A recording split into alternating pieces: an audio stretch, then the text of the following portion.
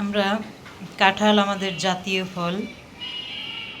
আসলে ফলের দিনে সব ধরনের ফল খেতেই আমার ভীষণ ভালো লাগে।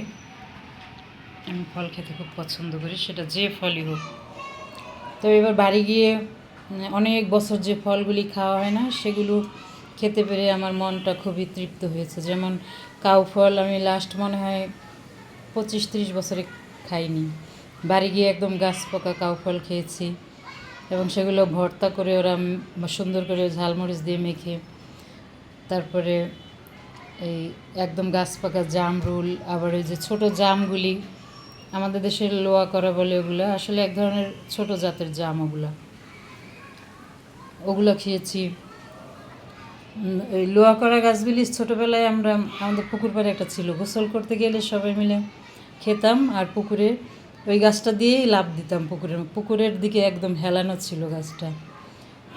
শৈশব, আসলে শৈশবের স্মৃতি অনেক মধুর। আমার শৈশবটা বেশ আনন্দমুখর ছিল। আর এটা হচ্ছে যে কাঠলিচু বলে অনেকে, অনেকে এটাকে আশফলও বলে। এই কাঠলিচুটা আমাদের আজকে কিনলাম, বেশ ভালোই মিষ্টি, কিন্তু এর এই যে যেটুকু খাবারের অংশ, এটা আসলে খুবই পাতলা লেয়ারটা। কিন্তু আমি থাইল্যান্ড থেকে একবার আমার বোন এনেছিল, ওটা এত মজার ছিল, আমাদের দেশি লিচুর চেয়েও অনেক বেশি টেস্টি ছিল, মিষ্টি, এবং এই খাবারের লেয়ারটা খুবই মানে লিচুর মতো, অনেকটা লিচুর চেয়ে আরেকটু হালকা ছিল, কিন্তু খুবই মজা লেগেছে এই ফলটা আমার। আমি ওদেরকে বলেছি আবার থাইল্যান্ড গেলে আমার জন্য আর কিছু না আনলেও এই কাঠ লিচুগুলো আনবি। আসলে এর স্বাদ অসম্ভব ভালো লাগে। তারপরে এই যে ব্যানানা ম্যাঙ্গো বলে এটাকে, এই আমটাও বেশ মিষ্টি রসালো আম, সেটা আবার দেখতে অনেকটা কলার মতো, এজন্য নাম হয়েছে ব্যানানা ম্যাঙ্গো। এটার টেস্টটাও বেশ ভালো, মজার।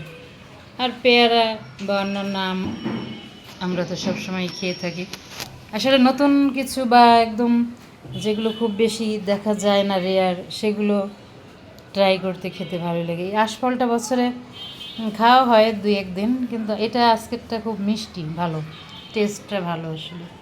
তবে আমাদের বাংলাদেশে এগুলো একদম আর একটু লেয়ার বড় হলে ভালো হতো, খুবই মজার। সবাই মৌসুমি ফল খাবেন বেশি বেশি, সুস্থ থাকবেন, সবাই ভালো থাকবেন। আল্লাহ হাফেজ।